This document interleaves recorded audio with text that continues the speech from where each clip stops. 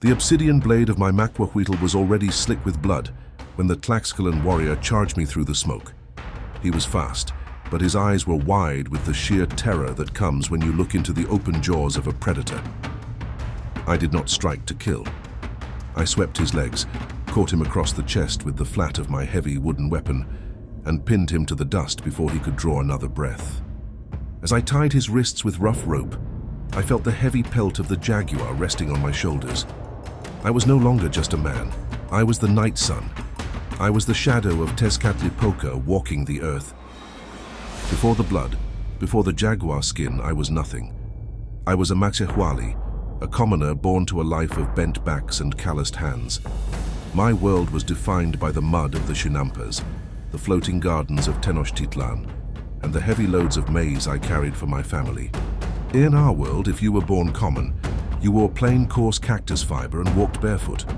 The law was absolute. Wear cotton, put sandals on your feet, or drink the fermented pulque outside of a sacred feast, and the judges would end your life without a second thought. Yet our gods gave us one single narrow door to escape the dirt. It was not through wealth or bloodline, but through the battlefield. When I reached 15 summers, my father took me to the gates of the Telpochcalli, the House of Youth.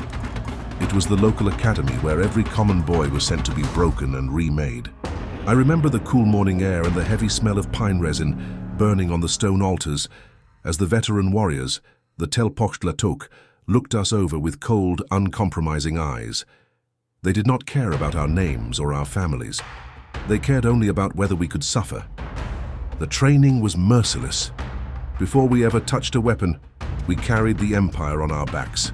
We woke long before the sun to haul massive loads of firewood from the cold mountain slopes. We dug mud from the canals until our hands bled, and our legs went numb in the freezing water. If a boy slacked, he was beaten with thorny branches or held over a fire of burning chili peppers until his eyes and lungs burned with agony. They were teaching us that pain was merely a sensation to be ignored. Only after our bodies were hardened did they place wood in our hands. We practiced endlessly with heavy pine clubs, learning to step, parry, and swing in perfect formation. We learned to launch the heavy darts of the ocēlōtl, the spear thrower, until we could split a wooden shield at 50 paces. But above all, they taught us the true goal of war. A common soldier slays his enemy to survive, but an elite warrior subdues him to feed the sun. To kill an enemy in the field was considered a failure of skill. To overpower a living, thrashing man and bind him was the highest art. When I was 18, I went on my first campaign as a tlahuiztli, a humble baggage bearer. I carried 60 pounds of dried maize and extra sandals on my back, marching behind the true warriors. I watched the way the veterans moved, silent and confident in their bright cotton armor. I smelled the sweat, the copal incense, and the copper tang of blood hanging over the front lines. I swore then that I would not spend my life carrying another man's heavy load.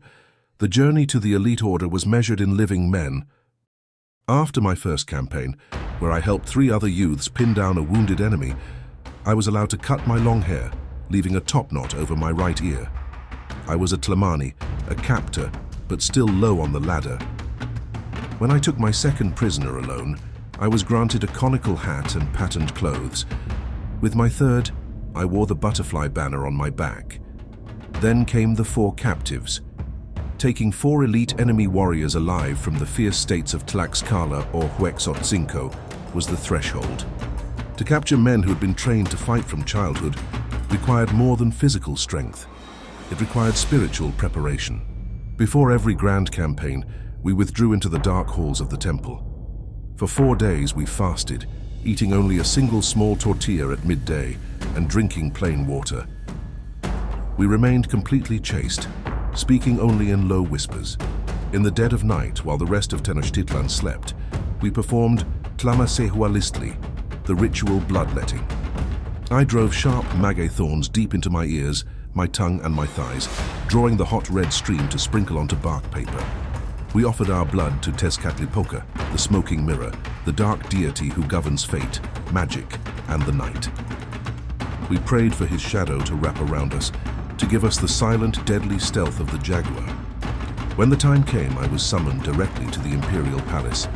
Standing before the Huey Tlatoani, the great speaker himself, I knelt on the cold, polished stone. Servants brought out the tlahuiztli, the full bodysuit made from the actual pelt of a jaguar. Slipping into that suit was like stepping into a new skin. The dried skin fit tight over my padded cotton armor. My face peered out from between the open yellow teeth of the jaguar's skull helmet. When I looked into a bronze mirror, the common boy from the Chinampas was gone.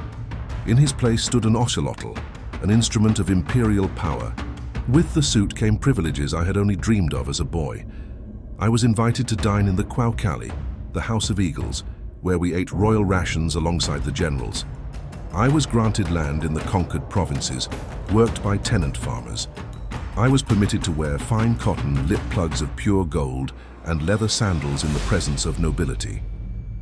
At public feasts, I was allowed to drink pulque without fear of execution. Yet the higher you rise, the heavier the debt you owe to the gods. My greatest triumph came deep in the south, during the long campaign against Xoconochco, hundreds of miles from our home valley. Under Emperor Macuahuitl, we marched through dense jungles and coastal swamps to secure the rich trade routes of precious cacao and quetzal feathers. The local defenders had built massive wooden barricades, throwing spears and rocks down upon our advance. While the main infantry held their line, my order was chosen to strike the flank. Clad in our jaguar pelts, we moved through the dense jungle undergrowth in total silence, using the rain and the shadows just as our patron god intended. When we breached their perimeter, the terror was absolute. The enemy believed the beasts of the forest had come to devour them. My long Telpochcalli, the thrusting spear edged with razor-sharp obsidian, shattered their defensive line. We swept through their stronghold, capturing their high commanders and securing a vast rich province for the Triple Alliance. But the battlefield gives nothing without taking its toll. A warrior who forgets defeat is a warrior who is already dead. I will never forget the disaster in the Western Mountains against the Tarascans. Emperor Macuahuitl had marched over 20,000 of us into their highland realm. We were confident, arrogant in our long line of victories. But the Tarascans were unlike any enemy we had ever fought. They did not play by the sacred rules of Mesoamerican combat. They did not seek captives for sacrifice. They fought only to destroy. They lured our vanguard deep into a narrow valley near Taximaroa. Suddenly, the hills exploded with thousands of archers firing long copper-tipped arrows and heavy bronze weapons. Our thick cotton armor, designed to stop obsidian, was pierced like leaves. We were jammed together in the tight pass, unable to form lines or swing our macuahuitl clubs. Beside me, my closest brother from the Telpochcalli, a man who had earned his eagle feathers alongside my jaguar pelt, took a bronze spear through his throat. He died choking on his own blood in the mud, and I could not even stop to retrieve his body. Over 20,000 Mexica warriors fell in that single brutal afternoon. The emperor himself was slashed across the thigh and barely escaped. We retreated back to the Valley of Mexico, broken, bleeding, and humbled, carrying the painful lesson that even the sun's favored predators can be butchered. Now as I look out over the shining waters of Lake Texcoco, the age of my youth feels like a distant dream. I have worn the jaguar skin into dozens of battles. I have given my blood to the soil, and I have fed the gods with the beating hearts of brave men. The world thinks a jaguar warrior is made of jaguar pelts, obsidian blades, and golden ornaments. They are wrong. A jaguar warrior is made of the mud of the canals, the scars on his skin, the hunger of the fast, and the silence of the forest at night. We commoners were born with nothing, but on the field of war we carved our names into the memory of the earth. And when my time comes to walk down into Mictlan, the dark underworld, I will not walk as a humble bearer carrying a heavy load. I will walk with the head of the predator held high, knowing that for a brief, glorious moment, I held up the sun.